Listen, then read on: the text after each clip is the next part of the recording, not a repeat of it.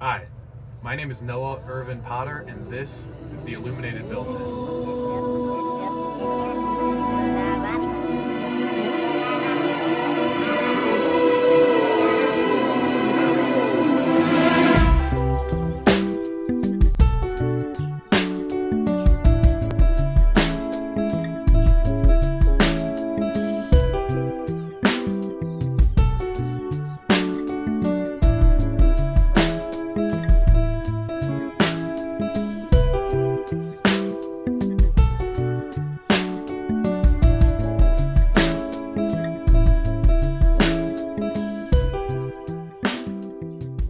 The first initial visit to the house was a brainstorming meeting between me and my client. We went over what they wanted out of this space and what they wanted to put on this back wall.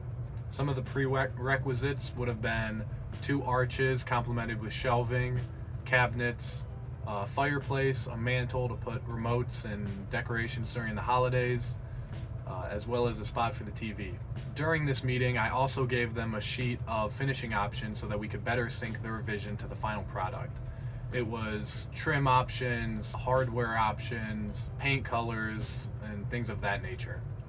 I then hopped on my computer and began doing all of the CAD for this project. Computer-aided design helps not only with the order list and knowing what to buy, but also with the final product.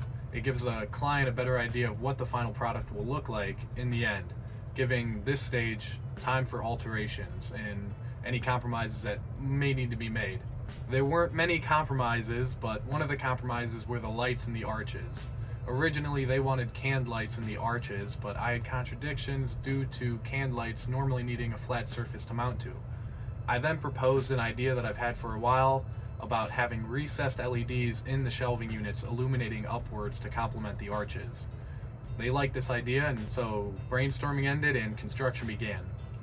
When first constructing something of this scale, I prefer to get the bulk of the work done in my shop, as so proper tolerances are met for some of the more intricate parts of the design. This time in my shop also gives me opportunity to put a little bit of R&D in to figure out how the best way to do some of these projects are. The shelves are actually 2x2 construction with an oak front lip and then the recessed LEDs. The cavities of the shelves had 2x4s slid inside of them and then supported by the frame.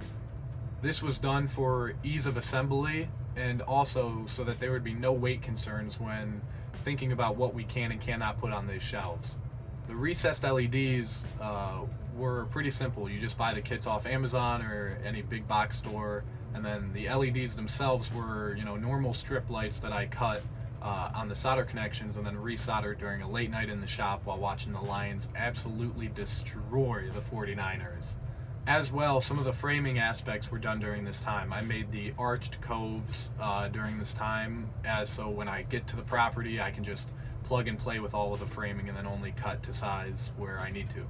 After that, all the construction was done and we were ready to transport all of the material to the house to begin on-site work.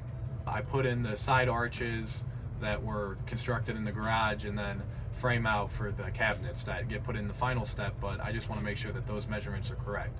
After that, the fireplace mantle was created using shims to level it. The concrete was a little bit unlevel, but all of those leveling issues were fixed during this time. The wall for the TV is then created using a generous amount of blocking, as so there is no guessing game when mounting the TV. The wiring was ran for the LED lights and the shelvings were then tied into the frame. I also moved the receptacle box up to the TV wall as so no wires could be seen from the TV. I also did this because in coming years I believe more people will move towards flush-mounted TVs as the cost goes down and people tend more to want to integrate technology with their surroundings. The beauty of a flush-mount TV is when it's not in use. You could display images of art or even nature, and it acts more like a window instead of a TV. Sometimes I feel as if TVs are a little bit intrusive in the environment in which they stand. And this recessed receptacle kind of allows for that future proofing if my client in the future would like to get a flush mount TV when the cost goes down. After that, I was ready to begin drywalling. Drywall is not a trade I am completely familiar with. Although this job was a large learning experience, it took 3 coats of mudding and sanding, increasing the grit of sandpaper in between each coat.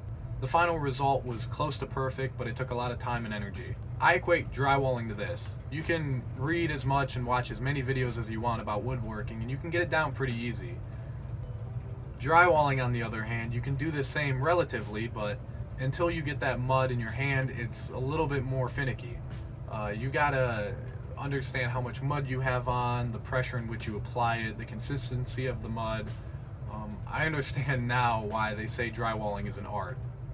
Although my drywalling was close to perfect, I believe a more experienced drywaller could have done it with less coats, something I will continue to improve on as time goes on.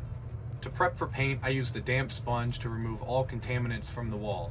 The paint applied was Caviar from Sherwin-Williams. The vertical wood, also behind me, is a 4x8 sheet of faux slatted paneling from Home Depot.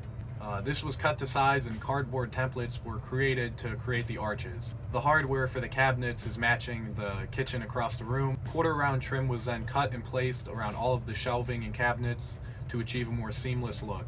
Trim below the fireplace and toe kicks for the cabinets were then put in place to finish off this build. All in all, the build took 1 week in the shop and then 2 weeks on site. Well, actually it took 13 days, but who's counting? This project was the accumulation of a focused study of my craft. I'm proud of the final result and I'm excited to build more like this in the future, as well as to bring more visions to life for my clients.